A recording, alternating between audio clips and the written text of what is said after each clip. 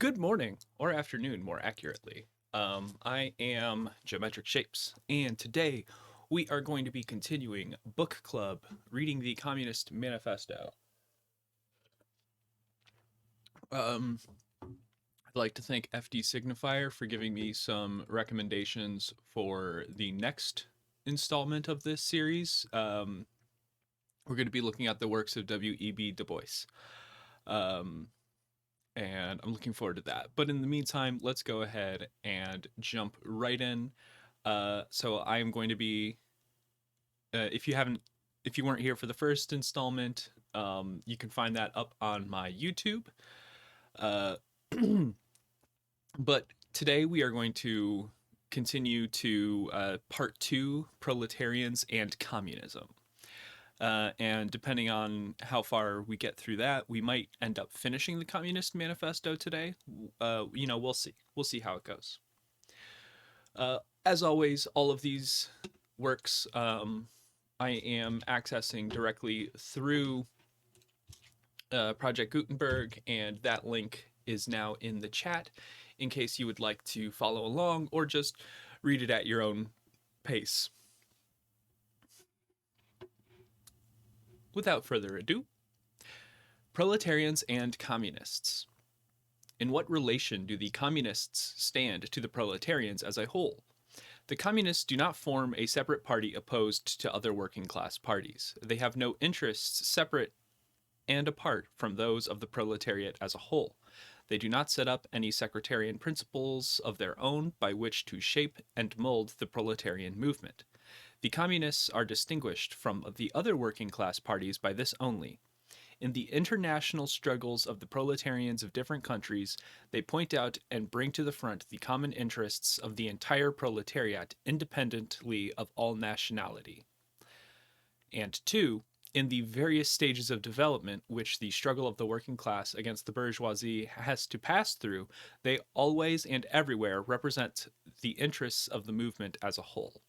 The communists, therefore, are on the one hand practically the most advanced and resolute section of the working class parties of every country, that section which pushes forward all others. On the other hand, theoretically, they have over the great mass of the proletariat the advantage of clearly understanding the line of march, the conditions, and the ultimate general results of the proletarian movement.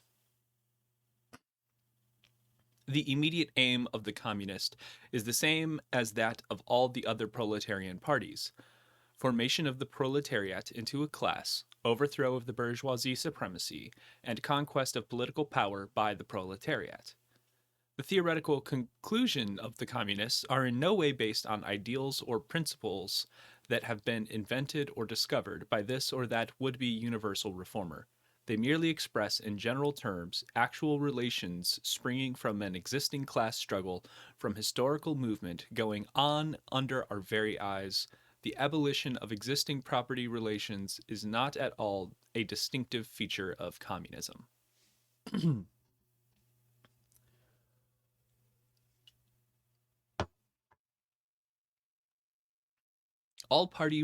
All property relations in the past have continually been subject to historical change, consequent upon the change in historical conditions.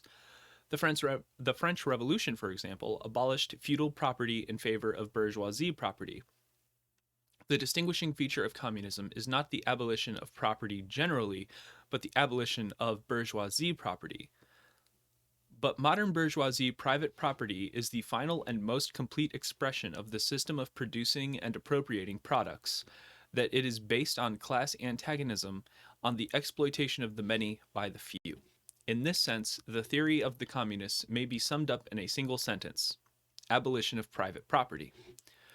We communists have been reproached with the desire of abolishing the right of personally acquiring property as the fruit of a man's own labor, which property is alleged to be the groundwork of all other personal freedom, activity, and independence.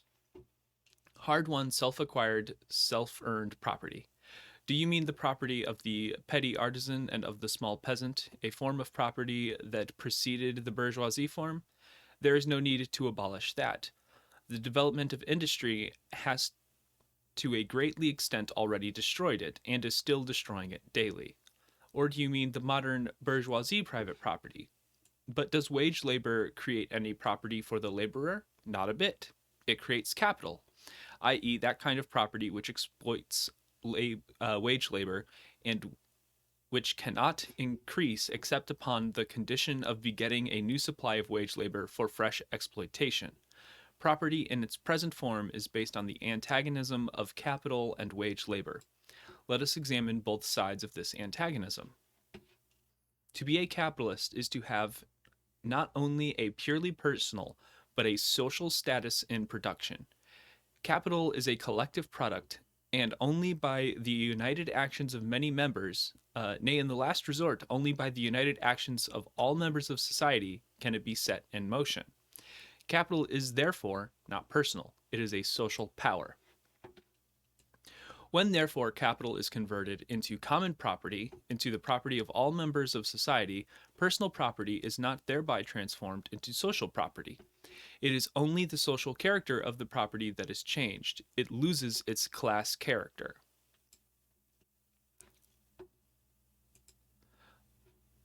Let us now take wage labor. The average price of wage labor is the minimum wage, i.e., the quantum of the means of subsistence, which is absolutely requisite in bare existence as a laborer. That, therefore, the wage laborer appropriates by means of his labor merely suffices to prolong and reproduce a bare existence. We by no means intend to abolish this personal appropriation of the products of labor, an appropriation that is made for the maintenance and reproduction of human life, and that leaves no surplus wherein to command the labor of others.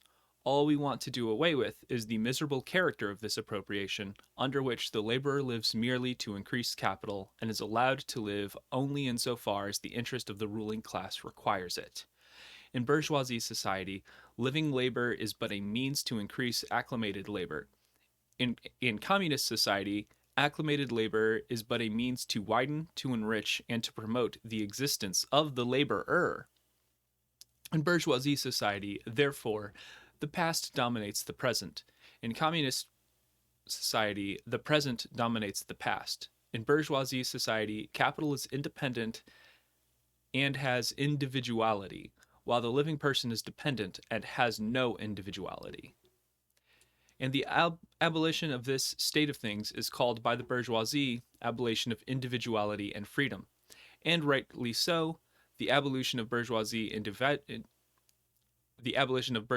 individuality, bourgeoisie independence, and bourgeoisie freedom is undoubtedly aimed at.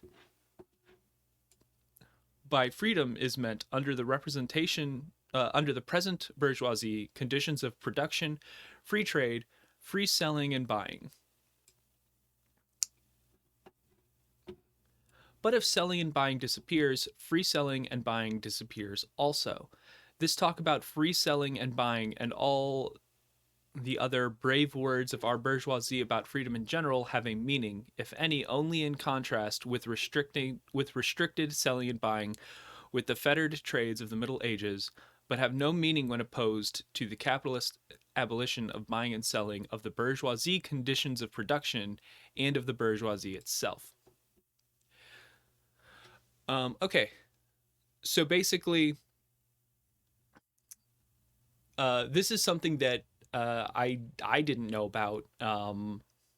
Like you hear a lot about communists taking away like personal property and things like that, and that's not clearly that's not what Marx was trying to say. He even goes to say that we're not talking about going to a farm and being like, this is our crops now, you know.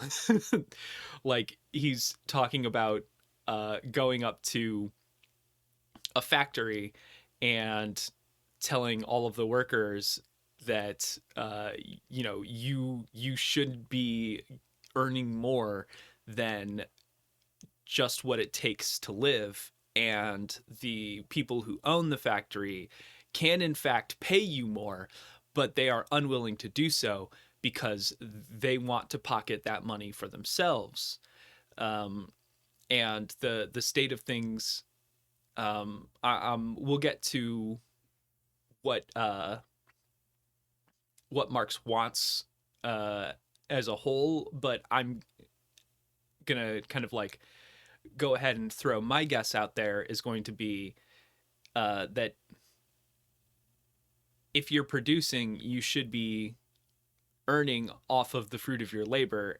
Like that's kind of like basically what this is about. It's about the people who are producing should be the ones who are benefiting, and the people who aren't producing but just own the factory, they don't own that production. They own the land and the building and the tools. Um, and I guess like the real question is like who should be benefiting more, the person that just has the stuff or the people that use that to create the stuff. And like I get that arguments can be made that it takes a lot of money to kind of like create these places and like to create, say, like factories, jobs, whatever. And you know, like there's people who put in the work to do that should get something out of their labor. And under Marx, yeah, they should, but they shouldn't be getting like everything while only providing the bare measure of subsistence to their laborers. And the fact that by and large that is how it happens is the problem. If people like take those factory workers, if they make 100 shirts a day and they take home like $1, and then the man goes, and so like it costs the factory $1 per day to make 100 shirts, and then they sell those shirts for $2 each, then they made like $2,000 in gross income, and they paid that worker $1, so they take home $1,999, and that guy took home $1. Now let's say the upkeep of the factory and stuff costs like $500 or something like that. And that's like that pays for maintenance and making sure that the gears are all working, upkeep for the building if they're renting that. So then okay, so they take home like basically $1,500 minus one, and that's still a lot more than the $1 that guy is taking home. Ownership of a property shouldn't entitle you to all of the fruits of the labor minus the bare amount of subsistence that the workers take home. And that's, I feel like that's basically the heart of what Marx is saying. Okay, so back to the book. You are horrified at our intending to do away with private property, but in your existing society, private property is already done away with for 9/10 of the population. Its existence for the few is solely due to its non-existence in the hands of those 9/10. You reproach us, therefore, with intending to do away with a form of property, the necessary condition of whose existence is the non-existence of any property for the immense majority of society. In one word, you reproach us with intending to do away with your property. Precisely so, that is just what we intend. So, if like a regular, if a regular Joe is scared that we're going to like come in, move into their house, and be like, "Yeah, we live here now," that's not what we're saying. What we're saying is, we're going to go to your house that statistically you rent from somebody and say, this is your house. You live here. You shouldn't be paying someone else to live here. Someone who doesn't live here and is only barely contributing to the upkeep of the house while charging you money just to live. That's the difference. It's not this property belongs to everybody. It's this property doesn't belong to the people who can afford a surplus of property that they don't need.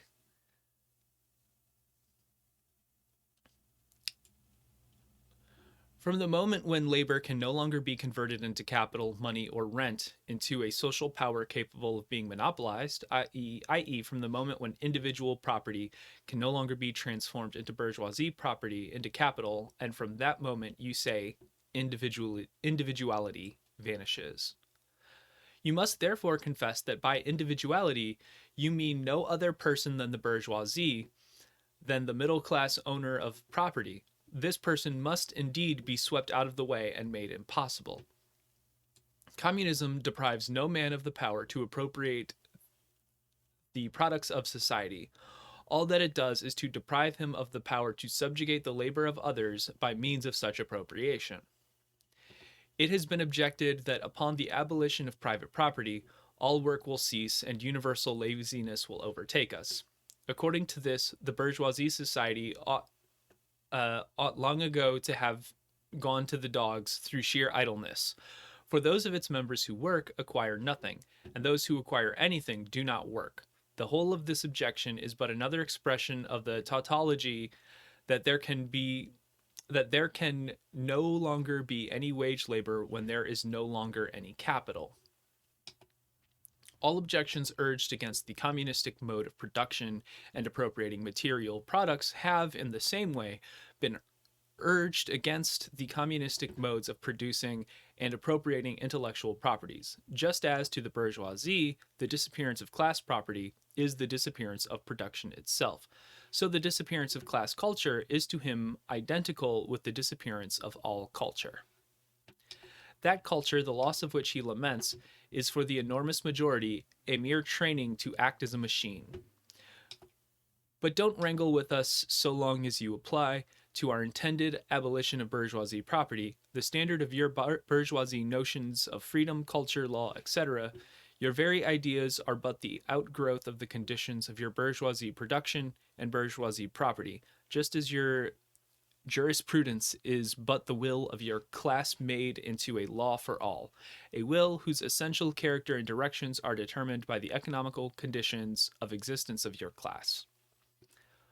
I feel like that's a very long way of saying, like, you guys have been on top, corporate interests control a lot of like how laws get made here in the States, and any threat to that they want to decry as morally wrong. They want to be like, oh, you, so like basically it's like, oh my god, you want to take away our rights, you want to take away America's rights to a free market and all that kind of things, like being like, okay, if you hold these opinions, you are morally evil and wrong because you're going to hurt us. And if they can convince the population that this is true, then they don't have to worry about things changing. The selfish misconception that induces you to transform into eternal laws of nature and of reason the social forms springing from your present mode of production and form of property, historical relations that rise and disappear in the progress of production, this misconception you share with every ruling class that has preceded you. What you see clearly in the case of ancient property, what you admit in the case of feudal property, you are of course forbidden to admit in the case of your very own bourgeoisie property. Abolition of the family, even the most radical flare-up at this infamous proposal of communists. On what foundation is the present family, the bourgeoisie family, based? On capital, on private gain. In its completely developed form, this family exists only among the bourgeoisie. But this state of things finds its complement in the practical absence of the family among the proletarians and in public prostitution. The bourgeoisie family will vanish as a matter of course when its component vanishes, and both will vanish in the vanishing of capital. Do you charge us with wanting to stop the exploitation of children by their parents? To this crime we plead guilty. But you will say we destroy the most hallowed of relations when we replace home education by social. And your education, it is not that also social, and it determined by the social conditions in which you educate, by the intervention, direct or indirect, of society, by the means of schools?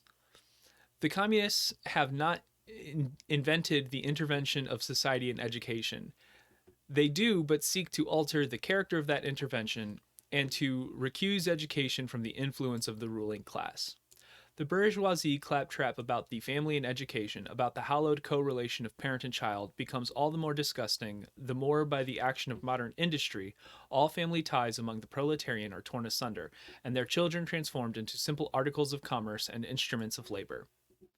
But you communists would introduce community of women, screams the whole bourgeoisie in chorus.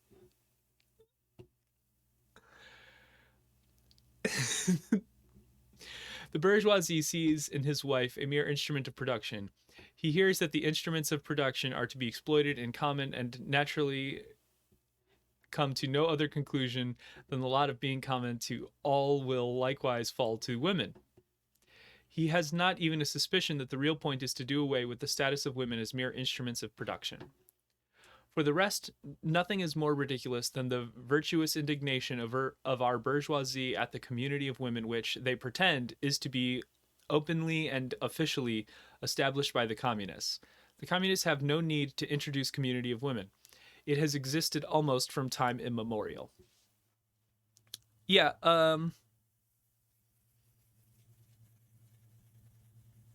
women are people. They aren't just wombs to shoot out children. And this is getting into so I'm going to take an aside to talk about politics of the states today, and like especially the pro-life, pro-choice movements. For some reason, people think that, like, they basically want to claim that every conceived child has a right to life, but once that child is born, they do everything in their power to basically say, okay, well, now you, the parent, are responsible for taking care of this. And if you didn't want the burden of raising a child, then you shouldn't have had a child. But they deny access to things like contraceptions, abortions and things like that, while also cutting all of our social, like, welfare programs. Like, they under the Trump administration, they did their best to fucking do away with as much of it as they could. So this is kind of like this is kind of part of that, where just like you want the bourgeoisie want poor people to keep having children so that they can exploit those children once their parents die off as forms of labor. And in that role, back in 1888, when this was written, women working was not something that was common, and not in capitalist societies anyways. And like, I think we didn't get women's suffrage until like 1930, I think. I'll have to look that up.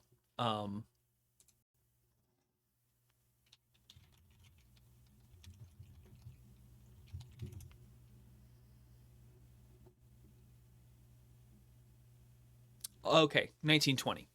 I was off by 10 years. But that's good. That means it happens sooner than I thought it did.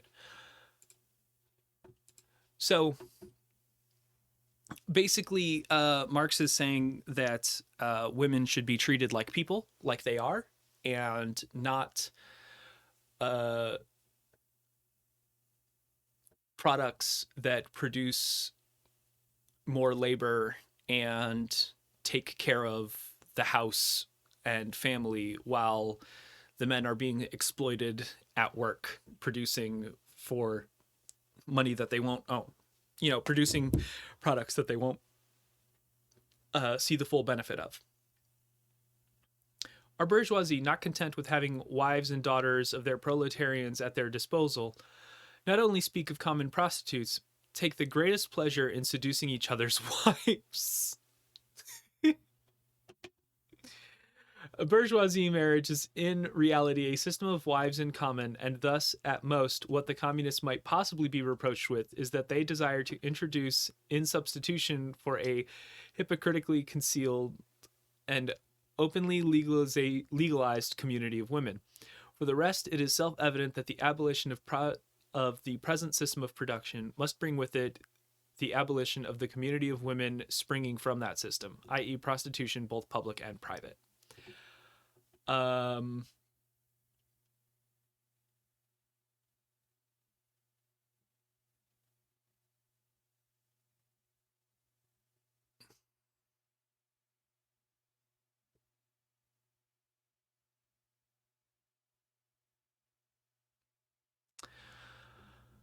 I think that this is probably where I'm going to take my first issue with Marx.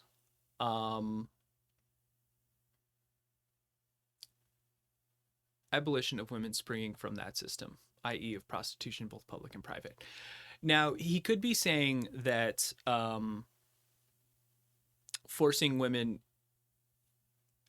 into like the societal conditions that force women into sex work is bad, and also views the bourgeoisie function of women as also exploitative sex work, which, okay, all right. The looking at of women as purely to produce children, I can see where he's coming from. I think that it is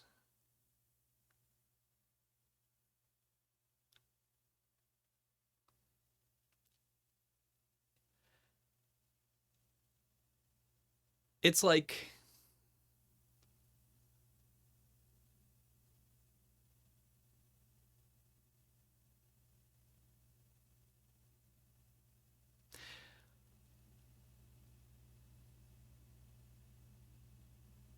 I'm pretty sure that there are some. I don't think that anyone should be, obviously, human trafficking, like being forced into sex work. That is a crime. That is illegal, and that is bad. But people who just choose to do sex work because that's what they want to do,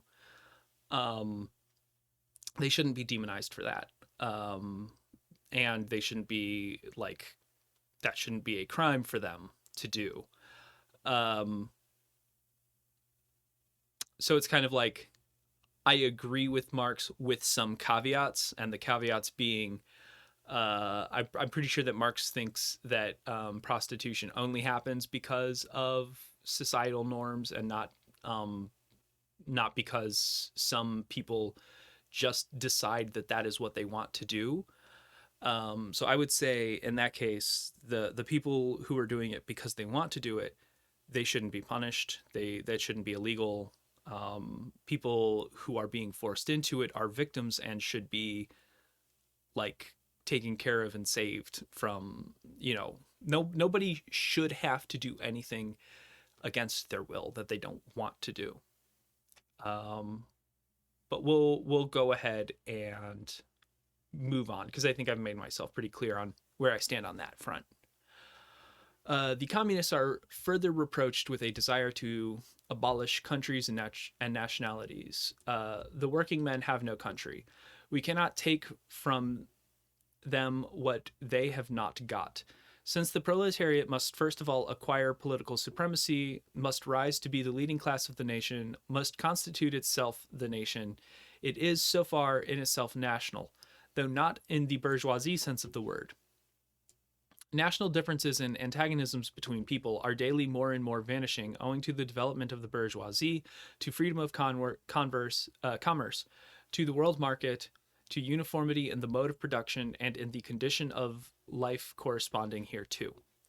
The supremacy of the proletariat will cause them to vanish still faster. United action of the leading civilized countries, at least, is one of the first conditions for the emancipation of the proletariat. In proportion as the exploitation of one individual by another is put to an end, the exploitation of one nation by another will also be put to an end. In proportion as the antagonism between classes within the nations vanish, the hostility of one nation to another will come to an end. The charges against communists made from a religious, a philosophical, and generally from an ideological standpoint are not deserving of serious examination. Does it require deep intuition to comprehend that men's ideas, views, and conceptions, in one word, man's consciousness, change with every change in the conditions of his material existence, in his social relationship, in his social life? What else does the history of ideas prove? That the intellectual production changes its character proportionate as material production is changed? The ruling ideas of each age have ever been the ideas of its ruling class. When people seek ideas that revolutionize society, they do but express the fact that within the old society the elements of a new one have been created, and that the dissolution of the old ideas keeps even pace with the dissolution of the old conditions of existence. When the ancient world was in its last throes, the ancient religions were overcome by Christianity. When Christian ideas succumbed in the 18th century to rationalist ideas, feudal society fought its death battle with the then revolutionary bourgeoisie. The ideas of religious liberty and freedom of conscience merely gave expression to the sway of free competition within the domain of knowledge. Undoubtedly, it will be said, religious, moral, philosophical,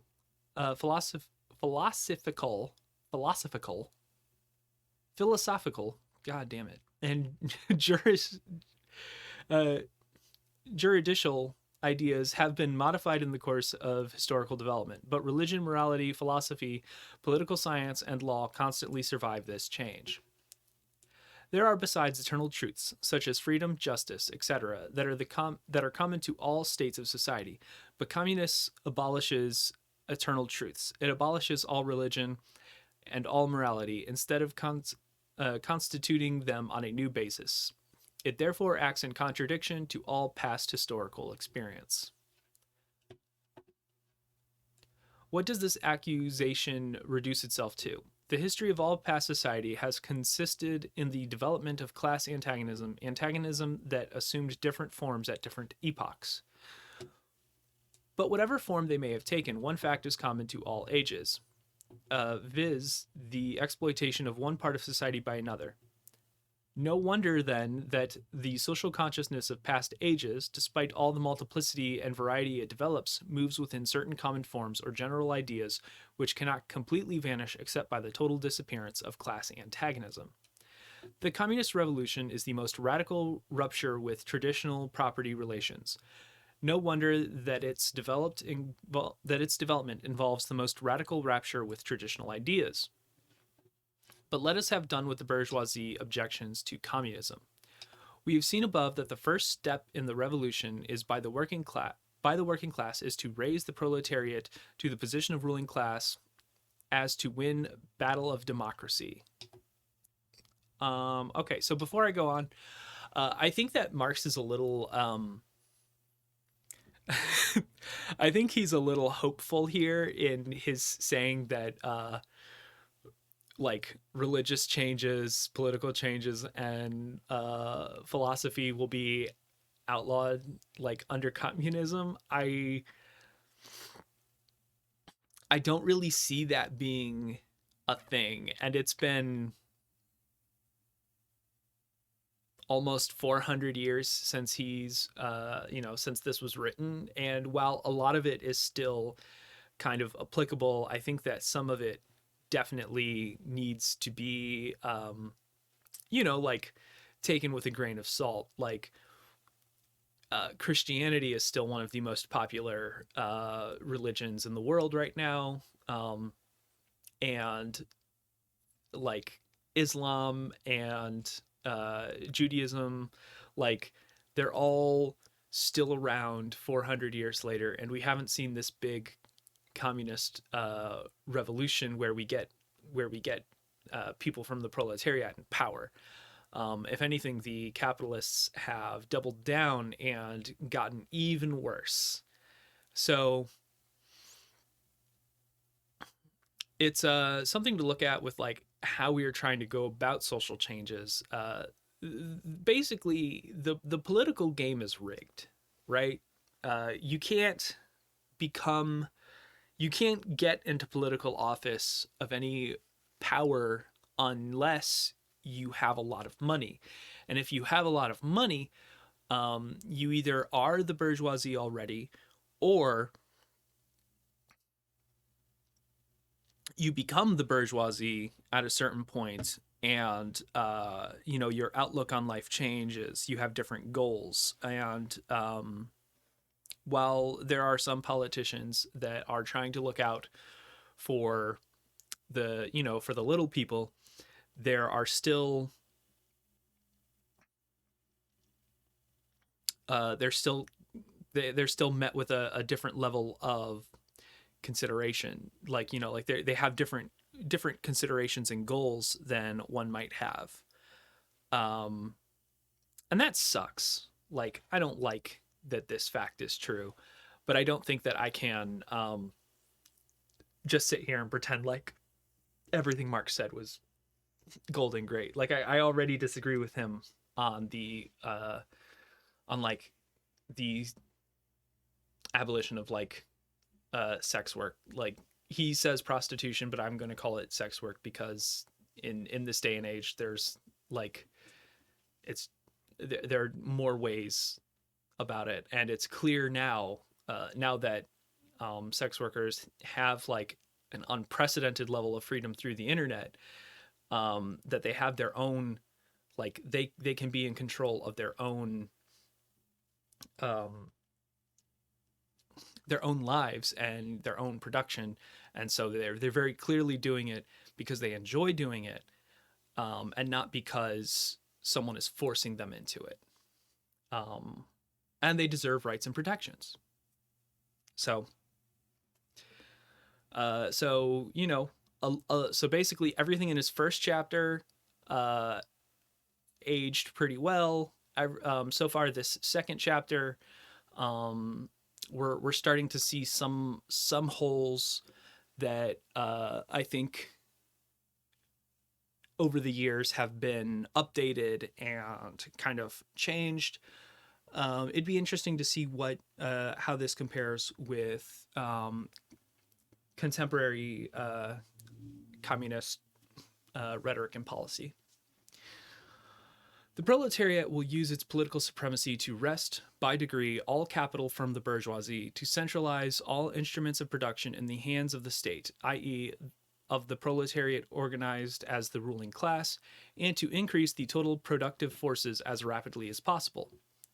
Of course, in the beginning, this cannot be effected except by means of despotic inroads on the rights of property, and on the conditions of the bourgeoisie production, by means of measures, therefore, which appear economically insufficient and untenable, but which, in the course of the movement, outstrip themselves and necessitate further inroads upon the old social order, and are unavoidable as means of entirely revolutionizing the mode of production.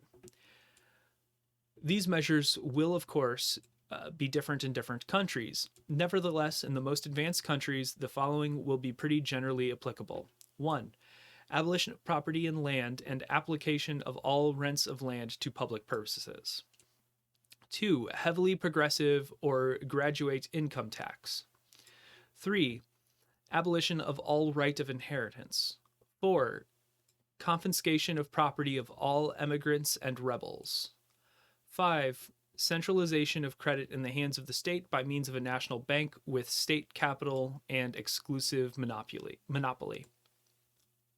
6. Centralization of the means of communication and transport into the hands of the state. 7. Extensions of factories and instruments of production owned by the state, the bringing into the cultivation of waste lands and the improvement of the soil generally in accordance with a common plan. 8. The equal liability of all to labor, establishment of industrial armies, especially for agriculture. 9. Combination of agriculture with manufacturing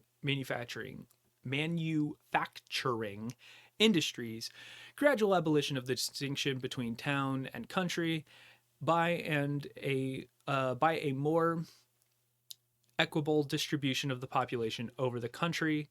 10. Free education for all children in public schools, abolition of children's factory labors in its present form, and combination of education with industrial production. When in the course of development the class distinctions have disappeared and all production has been concentrated in the hands of a vast association of the whole nation, the public power will lose its political character. Political power, properly so called, is merely the organized power of one class for oppressing another. If the proletariat, during its contest with the bourgeoisie, is compelled, by the force of circumstance, to organize itself as a class, if by means of a revolution, it makes itself the ruling class, and as such sweeps away all force the old conditions of production, then it will, along with these conditions, have swept away the conditions for the existence of class antagonism and of classes generally, and will thereby have abolished its own supremacy as a class. In place of the old bourgeoisie society with its classes and class antagonisms, we shall have an association in which the free development of each is the condition for the free development of all. Okay.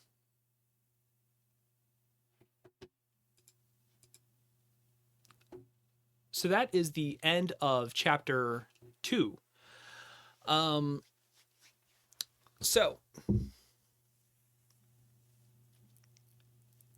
I feel like the internet kind of like threw a big wrench in the plans, because at this point it's impossible to centralize communication under the government. Like that's just impossible now, thanks to the internet. Let's take a look at these 10 points. Abolition of property in land and application of all rents of land to public purposes. That could be done. In the United States, technically, all property is in a way owned by the government. You have to pay taxes on your property if you own it. So like in a way, even if you own land in the US, you're still you're basically paying rent to the government for that land. And if you ever decide not to pay rent to the government and it becomes an issue, the government will in fact evict you from your land and take it as payment. So it's kind of like, so you're kind of paying rent regardless of what you're doing with the land. So people who buy a lot of houses and rent them out, they are paying rent to the government for all of those properties. And in my opinion, it would be much better if instead of one person owning a bunch of property and paying rent to the government ensured that everyone who needed a home was able to get a home, and they used the taxes generated by that to perform general upkeep on homes, keeping them in working order and shaping up and things like that. And also, instead of huge industrial parks, maybe turn them into actual parks, or additional food, local community gardens that could produce food for the community, stuff like that. A lot of this stuff is pipe dream stuff, but it would be cool to think about, it'd be cool. 2, a heavily progressive or graduated income tax. Um, Basically, if you're making money, you should be paying taxes on that money. And those taxes should be going into the upkeep of the land that you live on, and uh, the health, safety, and care of the community. And the fact that rich people don't pay taxes is kind of like the biggest problem. Um, Abolition of all right of inheritance. Now, this sounds bad, right? This, I think, this is where a lot of people kind of break, where they're like, oh, maybe not, maybe not. Ooh, but my kids should deserve to get everything that I work for.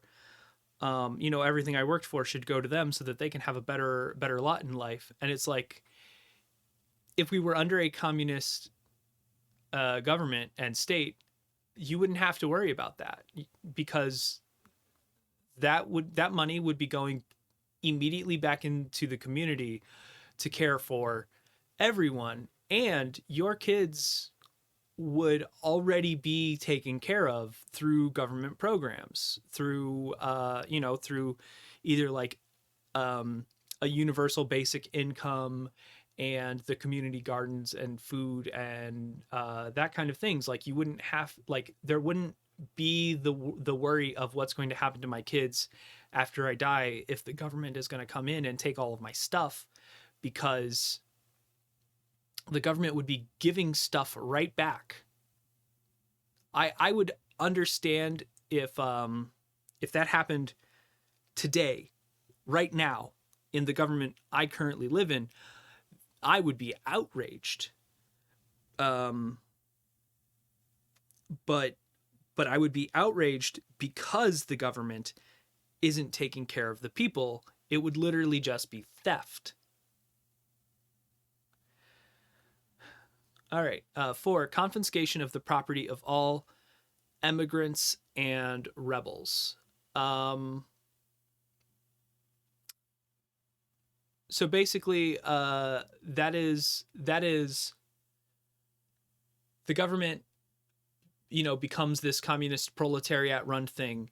And then the rich people who disagree with this become rebels or leave for different countries where the politics suit them better. We take that land. We take that land. That's what that means. So if you leave the country, you don't get to come back to the country and say, no, this was mine. That's not true anymore. That's the government's land. That's what that's saying. It's not saying that if you like voice anti-government concerns, they're going to come and kick you off your land and take it. Perhaps that could be abused. Just realistically, looking at realism, like in a realistic manner, if the wrong people got in power, I could absolutely see that being abused. Just, no shade. I'm going to be honest, because it is what it is. Centralization of credit in the hands of the state by means of a national bank with state capital and an exclusive monopoly. So we almost have this. We almost have this. We were a lot closer to having it back when Hamilton created the national banking system. But it's kind of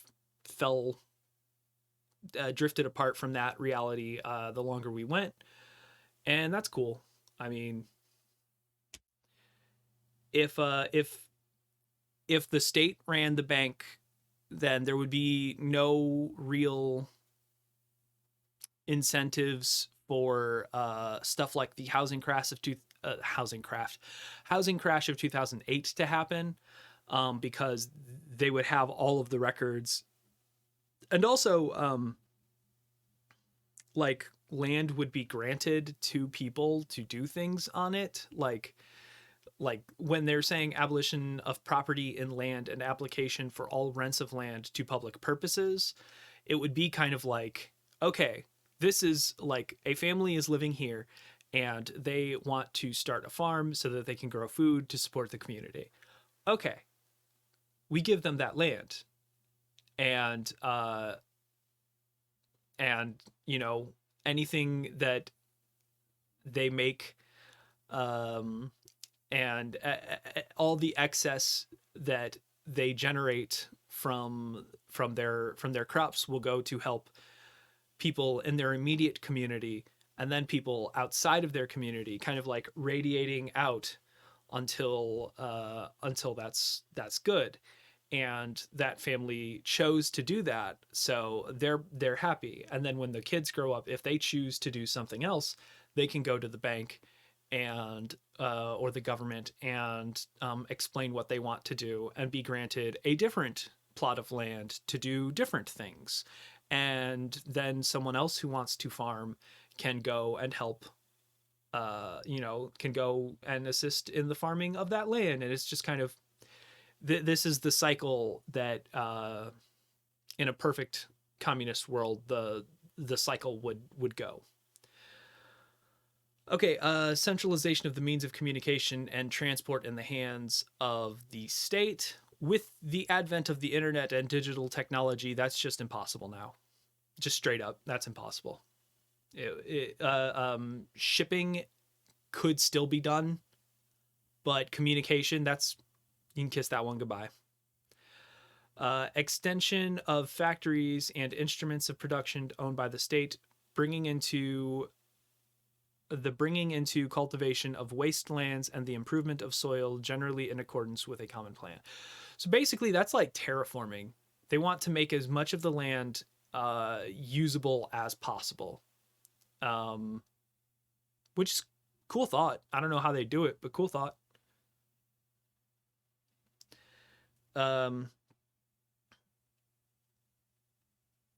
Equal liability of all to labor, establishment of industrial armies, especially for agriculture. So this is like state-based employment. It's okay. You need to spend a certain amount of time doing this to support the efforts of the community. And then once you have done that, do as you will. You are free to do whatever you want.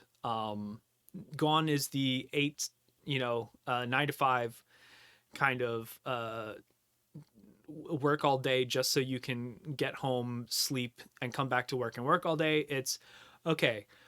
We need you to do this for a time, and once you've done that for a time, do whatever you want. Combination of agriculture with manufacturing industries, gradual abolition of the distinction between town and country by more equitable distribution of the population over the country. So they basically want to spread out communities instead of bunching us all up into like high area, like into densely populated areas. They want to spread that out to be more equitable to everything. Probably to assist with this kind of goes hand in hand with point 7 of kind of like improving soil and wasteland areas and things like that, just kind of, all that shit. So if you make more of the land usable, then you want to spread people to those lands to use them, that kind of a thing. Combination of agriculture with manufacturing industry, gradual yeah, that's the one we just did. 10, free education for all children in public schools. I agree with this. Abolition of children's factory in its present form. We did that. Child labor laws are great, and we're here, so woohoo. One for the Marxists. Combination of education with industrial production, etc., etc. Okay, so the basics. So the school system kind of does that, where like the basic coursework is to give you the basic tools that you can go out and get a job in a factory if you want to, right out of high school. It is what it is. So I guess we have that too, but it's not free and it's not great.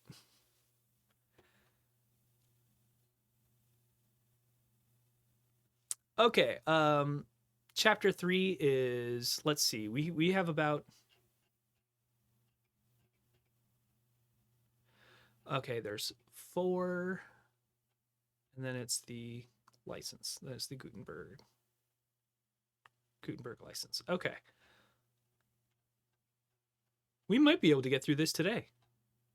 Yeah, let's do it. Let's do it. Because I definitely want to get to some of W.E.B. Du Bois' works. Du Bois? I think it's Du Bois. And I got nothing else better to do, so fucking let's do it. Let's go. Socialist and communist literature. Point 1, reactionary socialism. A, feudal socialism. Owing to their historical position, it became the vocation of aristocracies of France and England to write pamphlets against modern bourgeoisie society. In the French Revolution of July 1830 and in the English Reform agitation, these aristocracies again succumbed to the hateful upstart. Henceforth, a series of political contests was altogether out of the question. A literary battle alone remained possible, but even in the domain of literature, the old cries of the Restoration period had become impossible. In order to arouse sympathy, the aristocracy were obliged to lose sight, apparently, of their own interests and to formulate their indictment against the bourgeoisie in the interest of the exploited working class alone. Thus, the aristocracy took their revenge by singing lampoons on their new masters and whispering in his ears sinister prophecies of coming catastrophe. In this way rolls feudal socialism, half lamentation, half lampoon, half echo of the past, half menace of the future.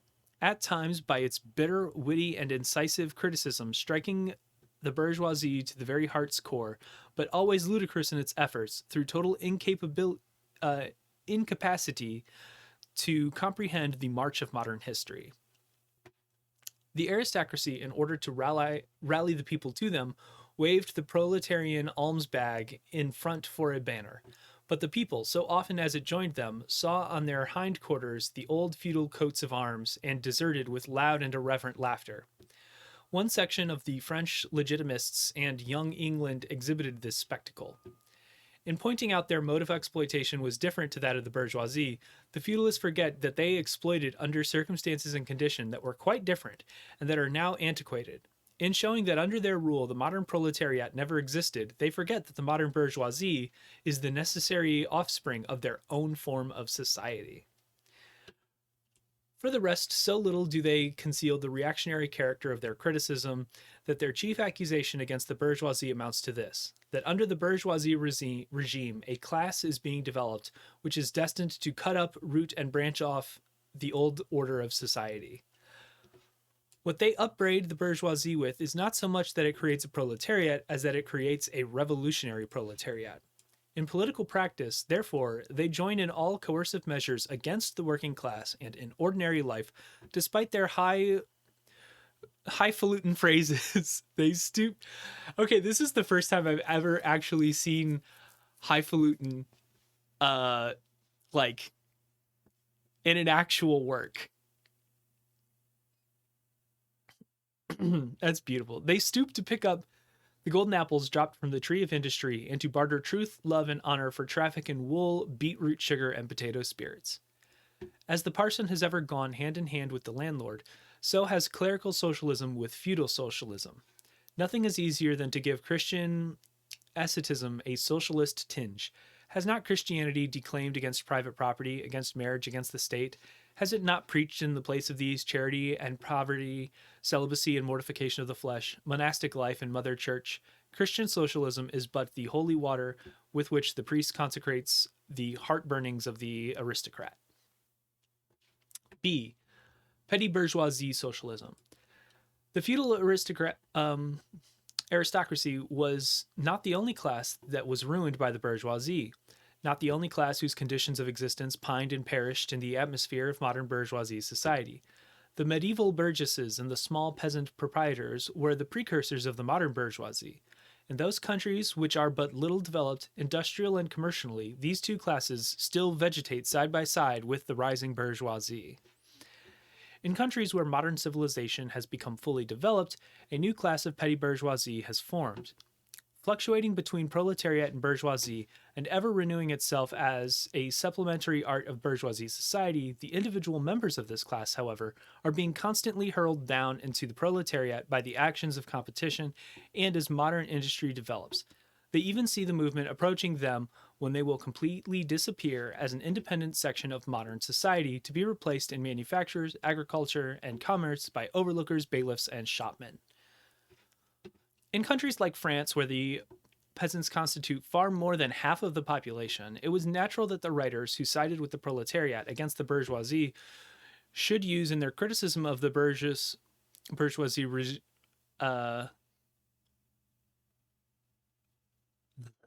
regime the standard of the peasant and petty bourgeois, and from the standpoint of these intermediate classes should take up the cudgel for the working class.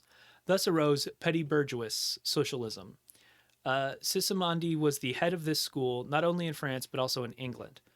This school of socialism dissected with great acuteness the contradictions in the conditions of modern production. It laid bare the hypocritical apologies of economists. It proved incontrovertibly the disastrous effects of machinery and division of labor, the concentration of capital and land in a few hands, overproduction and crises. It pointed out the inevitable ruin of the petty bourgeois and peasant, the misery of the proletariat, the anarchy in production, the crying inequalities in the distribution of wealth, the industrial war of extermination between nations, the dissolution of old moral bonds, of the old family relations, and of the old nationalities. In its positive aims, however, this form of socialism aspires either to restoring the old means of production and of exchange, and with them the old property relations and old society, or to cramming the modern means of production and exchange within the framework of the old property relations to have been, and were bound to, exploded by those means. In either case, it is both reactionary and utopian.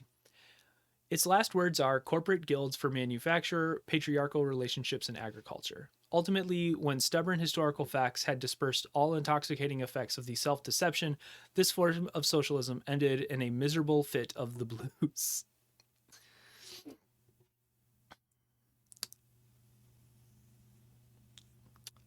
C. German or true socialism. The socialist and communist literature of France, a literature that originated under the pressure of a bourgeoisie in power and that was an expression of the struggle against this power, was introduced into Germany at a time when the bourgeoisie in that country had just begun its contest with feudal abolitionism. German philosophers, would-be philosophers, and Beisprits. I do not know what that is. What is that?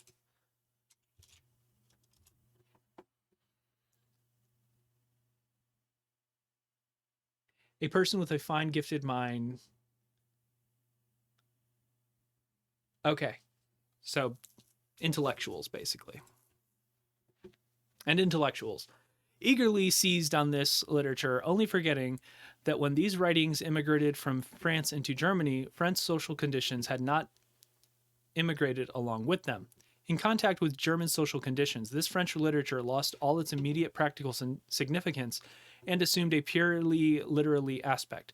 Thus, to the German philosophers of the 18th century, the demands of the First French Revolution were nothing more than the demands of practical reason.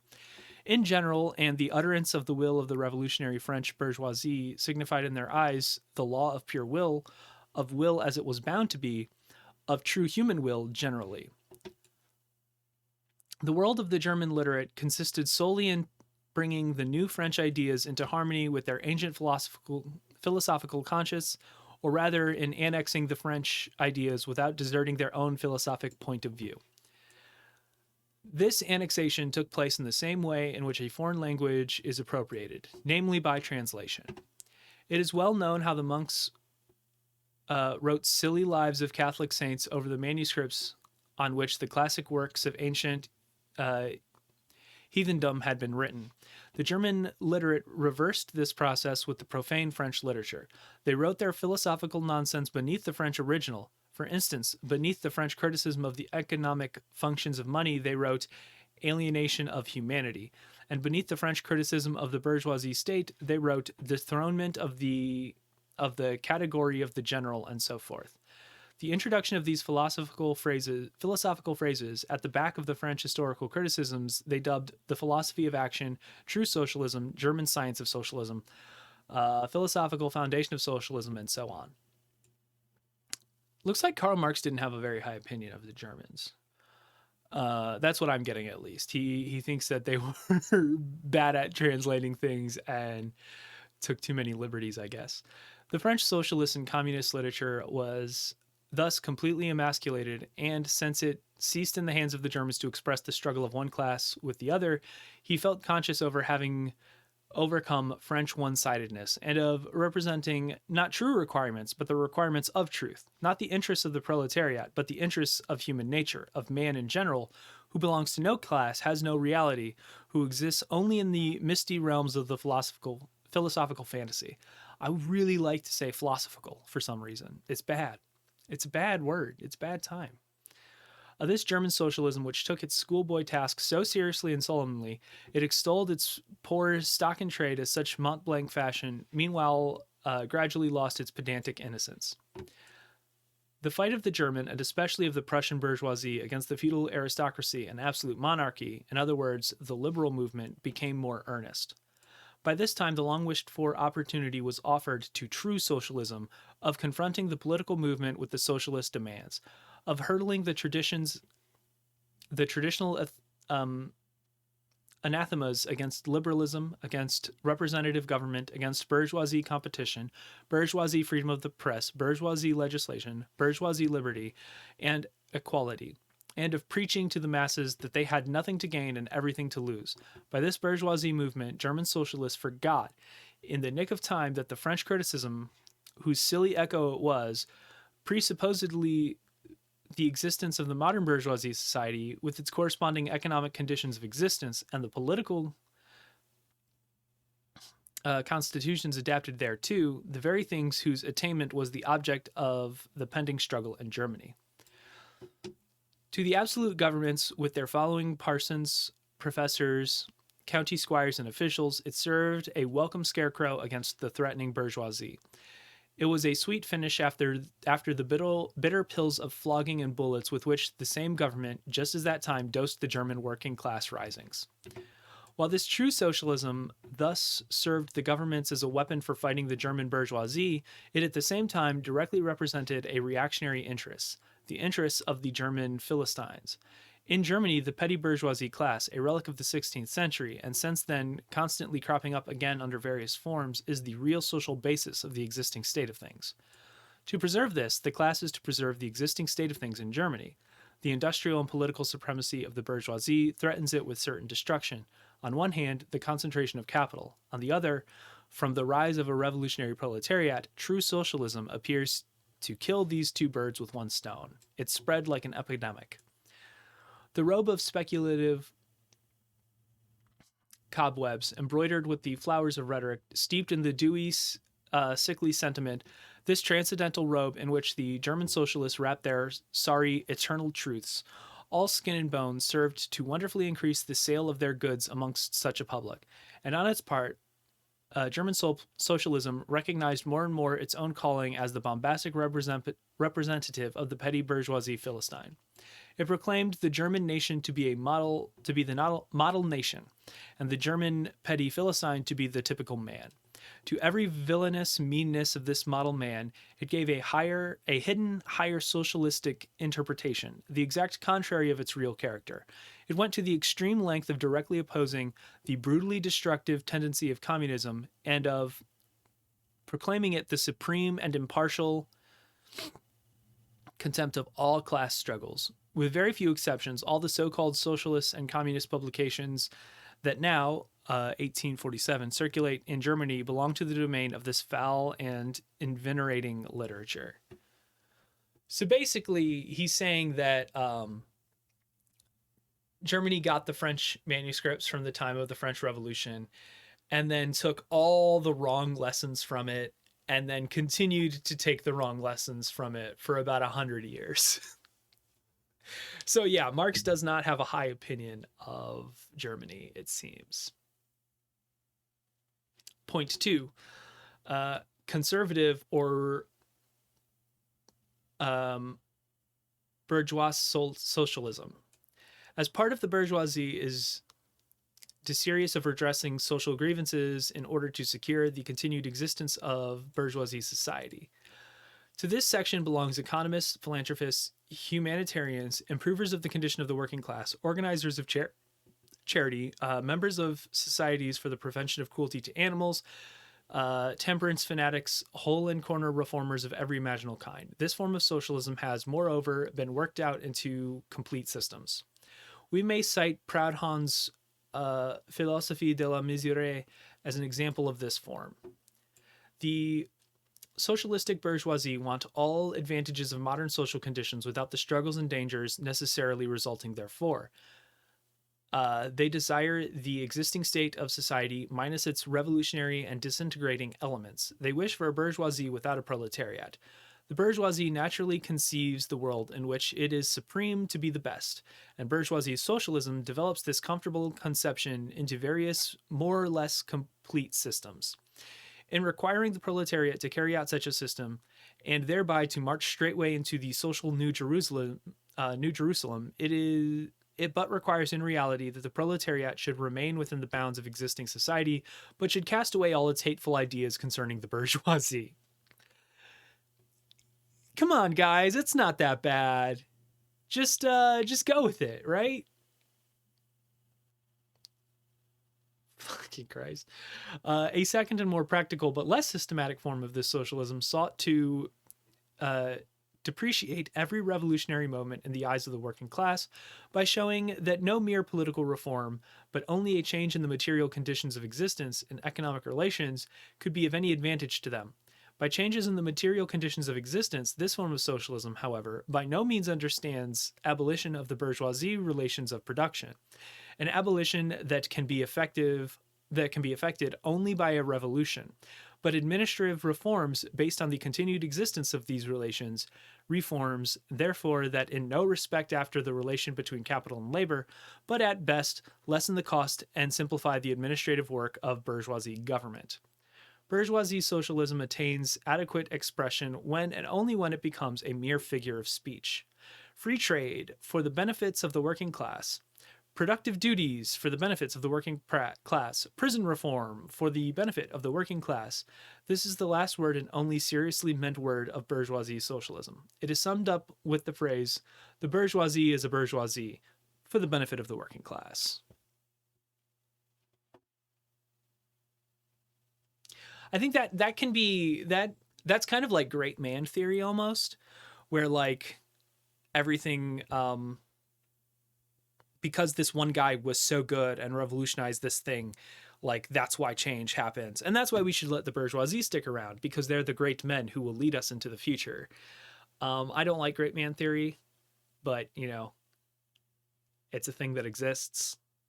People talk about it. So that's I think kind of what I think that's my interpretation of Marx was saying there. Feel free to come to your own conclusion.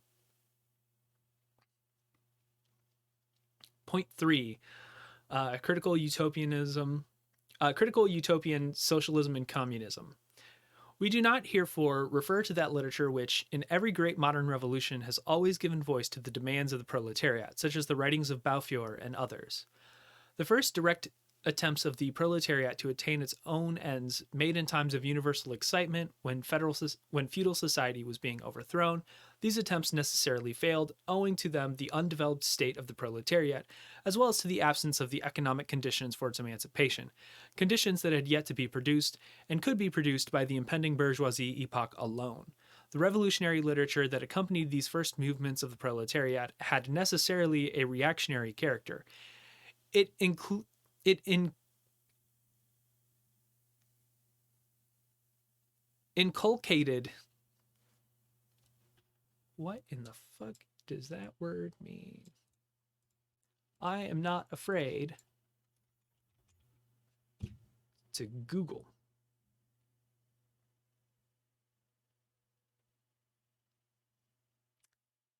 Instill, to teach. All right, cool. It teached universal asceticism and social leveling in its crudest form. The socialist and communist systems, properly so called, those of Saint Simon, Fourier, Owen, and others, spring into existence in the early undeveloped period described above of the struggle between proletariat and bourgeoisie. See section 1, Bourgeoisie and Proletarians. We did that last time on YouTube, so you can go check that out on YouTube. The founders of these systems see, indeed, the class antagonism as well as the action of the decomposing elements in the prevailing form of society, but the proletarian, as yet in its infancy, offers to them spectacle of a class without any historical initiative or any independent political movement. Since the development of class antagonism keeps even pace with the development of industry, the economic situation as they find it does not yet offer to them the material conditions for the emancipation of the proletariat. They therefore search after a new social science, after new social laws that are able to create these conditions. Historical action is to yield to their personal inventive action, historically created conditions of emancipation to fantastic ones, and the gradual, spontaneous class organization of the proletariat to the organization of society, specifically contrived by these inventors. Future history revolves itself, in their eyes, into the propaganda and the practical carrying out of social plans, of their social plans.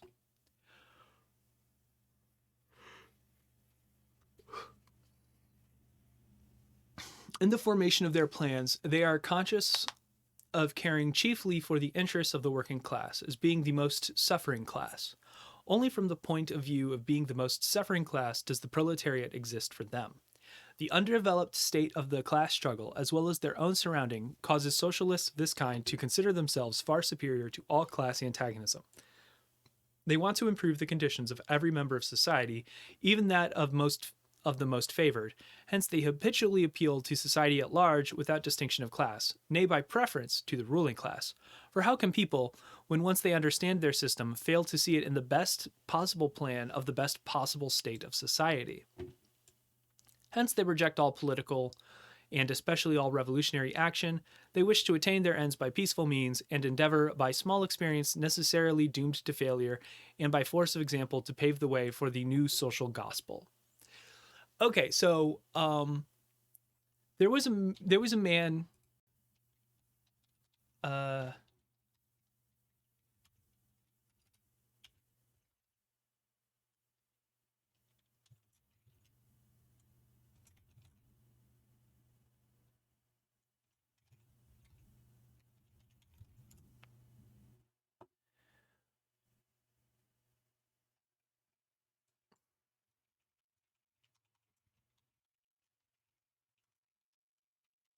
There we go. Okay. So there was a man recently. By recently, I mean past few years. Named Dan Price.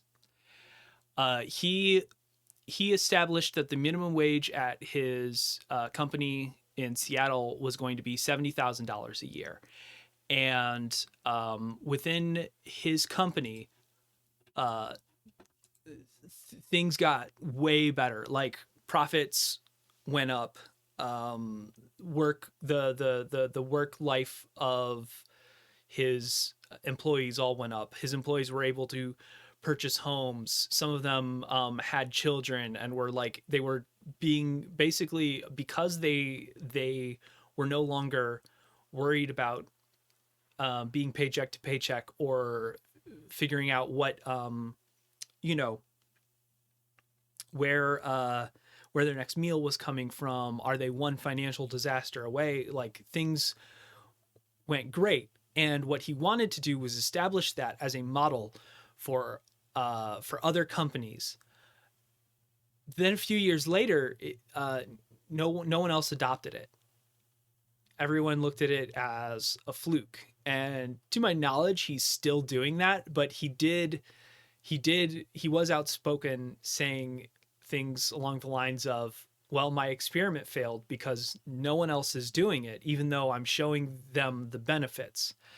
To the people in power at other corporations, don't care about the health and well-being of their employees. They only care about their profit margins. And so they're not willing to take the same risk that Dan Price did, when they can easily just keep fucking grinding people down and replacing them with new employees when they eventually get tired of it and leave.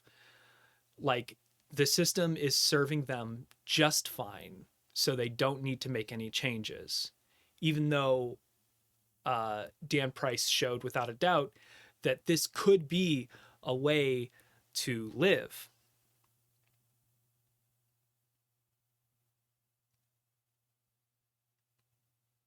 So, good on Dan Price.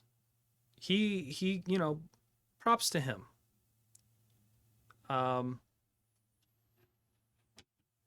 It is what it is.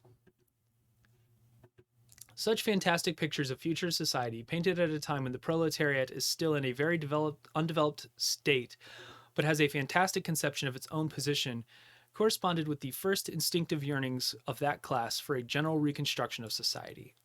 But these socialist and communist publications contain also a critical element. They attack every principle of existing society. Hence, they are full of the most valuable materials for the enlightenment of the working class. The practical measures proposed in them, such the abolition of the distinction between town and country, of family, of the carrying of industry for the account of private individuals, and of the wage system, the proclamation of social harmony, the conversion of the functions of the state into mere superintendents of production, all of these proposals point solely to the disappearance of class antagonism, which were at the time only just cropping up, and which, in these publications, are recognized in their earliest, indistinct, and undefined forms only. These proposals, therefore, are of a purely utopian character. They show us what could be, They show us, they show us the end product, in a time when we didn't know what struggles we would need to overcome to get there. And that's kind of what that's saying. The significance of critical utopian socialism and communism bears an inverse relationship to historical development. In proportion as the modern class struggle develops and takes definite shape, the fantastic standing apart from contest, these fantastic attacks on it lose all practicality and all theoretical justification. Therefore, although the originators of these systems were in many respects revolutionary, their disciples have, in every case, formed merely reactionary sects. They hold fast to the original views of their masters, in opposition to the progressive historical development of the proletariat. They therefore endeavor that consistently to deaden the class struggle and reconcile the class antagonism, they still dream of experimental realization of their social utopias, of founding isolated phalansteres, of establishing home colonies, of setting up little Icaria, duodecimo editions of the New Jerusalem, and to realize all these castles in the air, they are compelled to appeal to the feelings and purposes of the bourgeoisie. By degrees, they sink into the category of the reactionary conservative socialists depicted above, differing from these only by more systematic pedantry and by their fanatical and superstitious belief in the miraculous effects of their social science. They therefore violently oppose all political action on the part of the working class, such as action, according to them, can only result from blind unbelief in the new gospel. The Owenites in England and the Fourierists in France respectively oppose the Chartists and the Reformists. Section 4. This is the last section.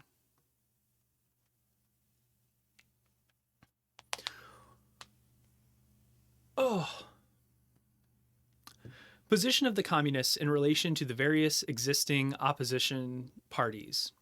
Section 2 has made clear the relations of the communists to the existing working class parties, such as the Chartists in England and the agrarian reformers in America. The communists fight for the attainment of the immediate aims, for the enforcement of the monetary interests of the working class, but in the movement of the present, they also represent the take care of the future of that movement. In France, the communists ally themselves with the Social Democrats against the conservative and radical bourgeoisie, reserving, however, the right to take up critical positions in regard to phrases and allusions traditionally handed down from the Great Revolution.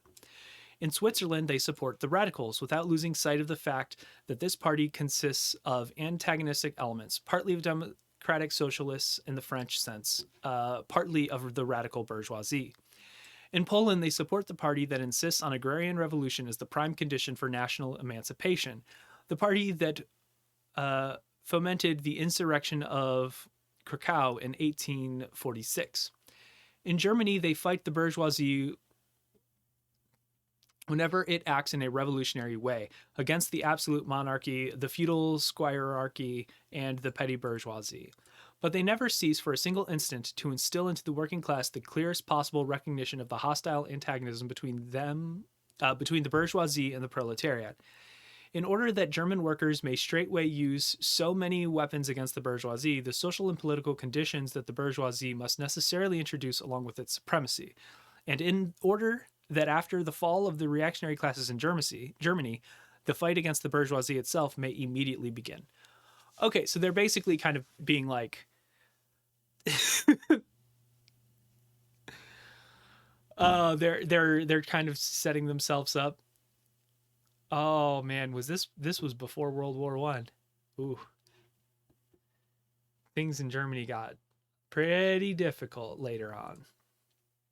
The communists turned their attention chiefly to Germany because that country is on the eve of bourgeoisie revolution that is bound to be carried out under more advanced conditions of European civilization and with a much more developed proletariat than that of England was in the 17th and of France in the 18th century. And because of the bourgeoisie and revolution, Germany will be but the prelude to an immediately following proletarian revolution. In short, the communists everywhere support every revolutionary movement against the existing social and political order of things. In all these movements, they bring to the front the leading question in each, the property question, no matter what its degree of development at the time. Finally, they labor everywhere for the union and agreement of the democratic parties of all countries. The communists disdain to conceal their views and aims. They openly declare that their ends can be attained only by the forcible overthrow of all existing social conditions. Let the ruling classes tremble at the communistic revolution. The proletarians have nothing to lose but their chains. They have a world to win. Working men of all countries, unite. And that is the end of the Communist Manifesto. Okay. A lot has changed since 1888. And so like the conditions, a lot of this stuff still holds true in that the government is controlled by a rich ruling class. The workers are continuously pitted against one another and not given enough insight. Like their education is only so much in that they can continue working once they're finished with high school, and then if you go to college, you're saddled with debt, which you then have to spend the rest of your life paying off. It's things have not gotten better. In any case, like they have gotten worse. And due to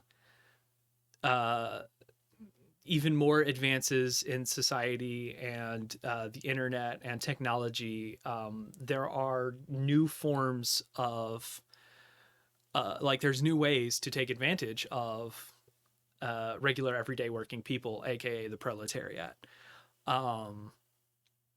It's just kind of like, it's interesting to see how hopeful he was about the people in Germany, despite thinking that they got their ideas wrong. like that they were taking some of the wrong lessons, but they were still moving forward. So that was kind of an interesting. I wasn't really expecting him to say that at the end here. The version of communism that I'm practicing is mutual aid. I am supporting other people financially, and they support me in other ways. And I believe that that it's a fair, it's a fair arrangement, and we're all getting along together happily. And it's kind of like that is how I have chosen to live my life. And long as as long as my current living partners want to stay, they're welcome to stay. Anytime they want to leave, I'll do my best to give them the best chance at success of wherever they go. And that's kind of like, it's what I believe in. So next up, we are going to be reading some books by W.E.B. Du Bois, and I wanted to get through the Communist Manifesto first, because it is like the piece of literature for communist Marxist type people to read. I don't necessarily know where I fall in terms of the specific term. Like, I don't know if I'm a Marxist communist. I don't know if I'm a Leninist communist or a Marxist Leninist communist. I don't know.